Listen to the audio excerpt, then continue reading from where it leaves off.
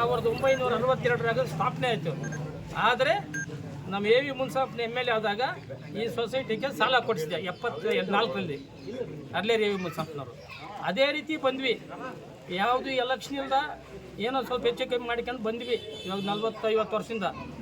ಈ ವರ್ಷ ನಾವು ಬೇಡಪ್ಪ ಎಲೆಕ್ಷನ್ ಅಂತ ಕೇಳಿದ್ರು ಅವರು ಯುನಾನಿಮಸ್ಸು ನಮ್ದು 5 ಸೀಟ್ ಆಯಿತು. ಇನ್ನು 7 ಸೀಟ್ಗೆ ಎಲೆಕ್ಷನ್ ಆಯಿತು. ವಿಜೃಂಭಣೆಯಾಗಿ ಎಲ್ಲ 190, 180 ಮೇಲೇ 220 ಓಟ್ಕ ಎಲ್ಲ ಮೇಲೆ ಬಂದು 220 7.